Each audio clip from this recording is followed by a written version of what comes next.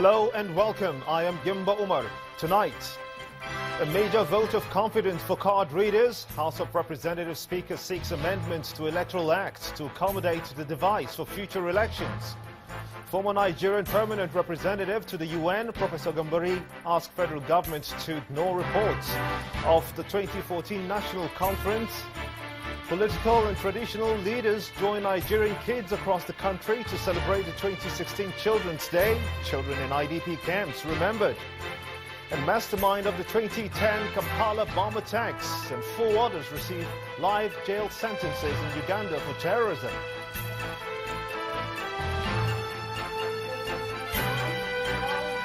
And private sector players endorse African Development Bank's New Deal on energy as the 51st annual meetings end in Lusaka, Zambia. And on sports news tonight, Kaduna State representatives Mohammed Kabir Primary School emerged champions of the Channel's National Kids Cup Season 8.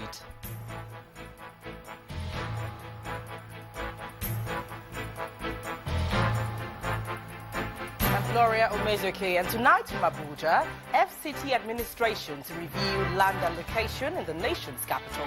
Minister explains that speculators have been wasting lands meant for investment.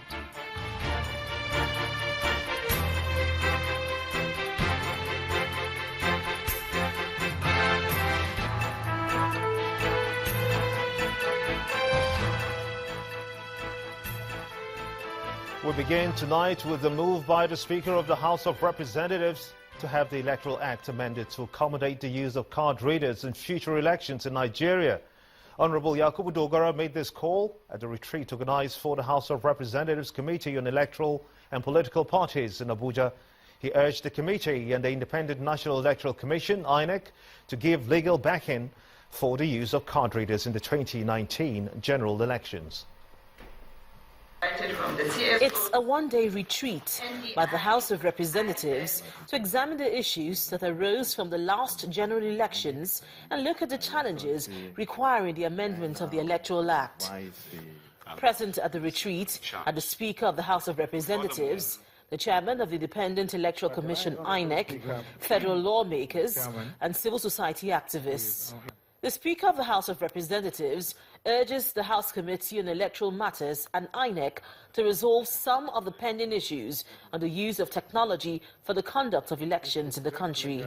It will be important, for instance, for this retreat to discuss some of the pending and unresolved issues, the worrisome and rising disruption of elections through resort to violence by politicians and their supporters, apprehension and prosecution of electoral offenders, improvements in INEC's electoral processes to enable it further build its capacity and prepare for the next general elections in 2019.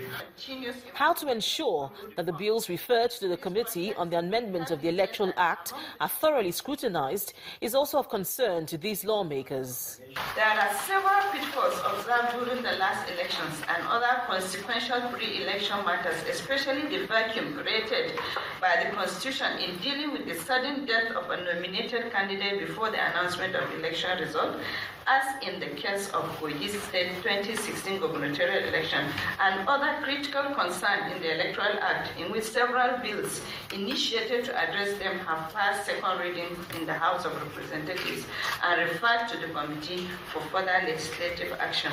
The INEC chairman also gives an account of the improvements made in the electoral process so far to ensure a smooth running of the 2019 elections. In 2015, each polling unit in this country was manned by 4 officials. The international best practice is for between 6 and 10. Our hope is that we'll go higher so that we're aligned with the international best practice. The executive director of the Policy and Legal Advocacy Center is hoping that any reform that is intended to the Electoral Act should be done in 12 months. The House of Representatives assures Nigerians that the retreat would produce an outcome that will strengthen the electoral process and deepen democracy in the country.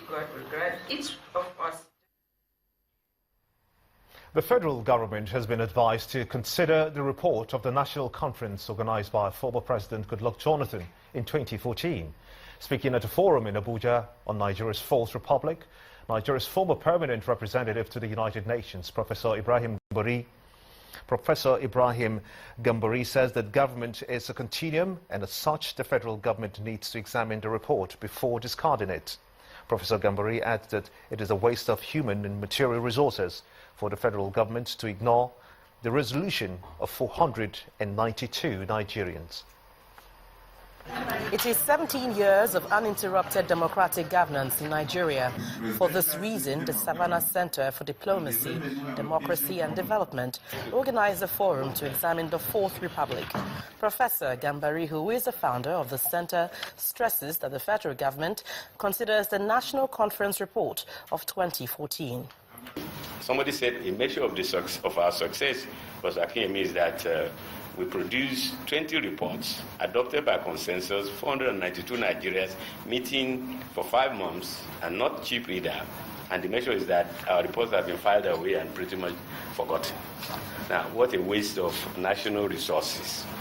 There must be something in it that this administration and Nigeria should find useful as a starting point or as element for further discussion. A former Minister of Foreign Affairs, Professor Bolaji Akinyemi, blames some Nigerians for portraying the country in bad light at international forums. He advises Nigerians to rise up in defense of the nation.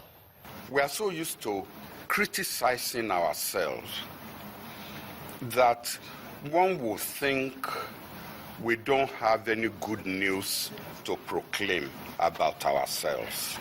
Addressing the gathering on the challenges of federalism in Nigeria, a university don from Jos berates those calling for regional government, saying federalism remains the best option for Nigeria.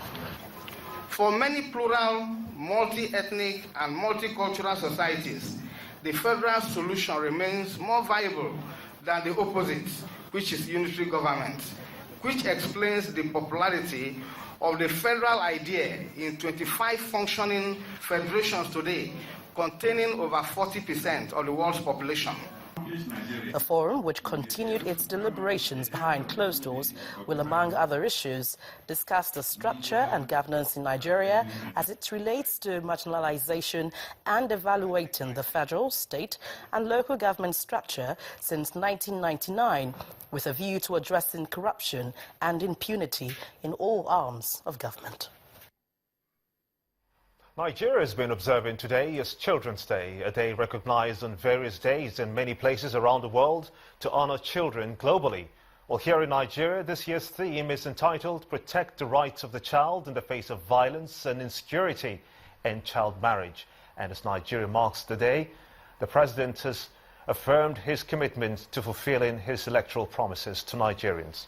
President Muhammadu Buhari, in a message to the Nigerian child, says that his administration has already taken some steps towards securing the future of the children, insisting that it is the right of every Nigerian child to have access to quality and affordable education, as well as healthcare and other basic necessities for a good life in a peaceful and secure environment. The president noted that it is a thing of joy that on this year's Children's Day, the nation can celebrate the safe return of one of the Chibok girls, Amina Ali Nkeki, and many other abducted women and children who have been freed from the clutches of Boko Haram. Stand up and fight for the rights of the child. This is a challenge thrown to Nigerian children by the Senate President Dr. Bukola Saraki, who says that school children must familiarize themselves with the Nigerian Constitution to enable them fight against any form of abuse. Senator Bukola Saraki made the remarks when he played host to school children at parts of the activities to mark this year's Children's Day. Other groups who also participated in activities marking the 2016 Children's Day in Abuja appealed to the government to intensify campaigns to discourage violence against children and punish perpetrators. The 27th day of May is set aside by the United Nations to celebrate Children's Day. The theme for this year's celebration is Protect the Rights of the Children in the Face of Violence and Insecurity, End Child Marriage. The Senate President, who played host to some school children in his office, assures that government will continue to work to ensure that the rights of children are protected. The Senate President urges the children to familiarize themselves with the Constitution, where these rights are enshrined. As part of this year's Children's Day, to be able to go away in understanding what this Constitution is. It will give you the foundation of how the country works and how we all come together, how we behave as a society or as a country. And that's why I would like all of you to please spend time in reading this Constitution so that you can understand it. So when you say, oh, we want this, we want this right, we want this to be done, check the Constitution, and if it's there, then you speak out and say, yes, this is our right. Okay.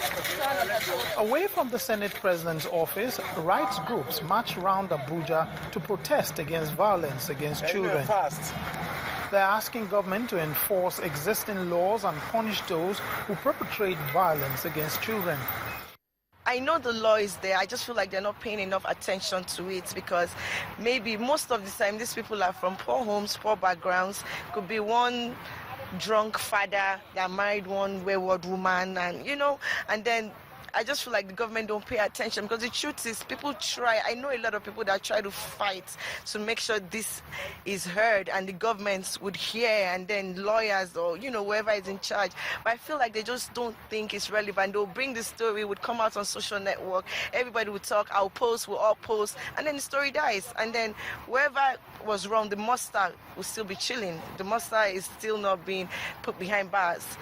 Regarding the estimated 1.2 million displaced children in the Northeast, education experts say the rights of those children to education can be protected by providing education in the camps of the internally displaced persons.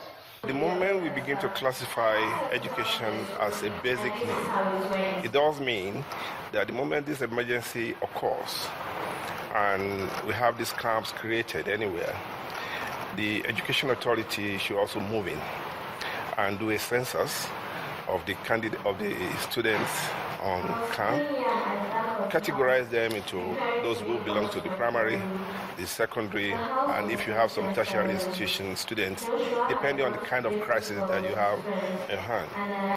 The theme for this year's Children's Day celebration sheds light on the level of violence children suffer around the globe.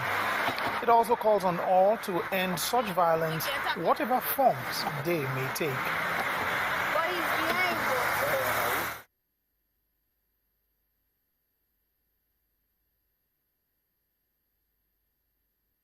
Reviewing the Buhari administration's 1 year in office today, it's infrastructure in focus. Stay with us.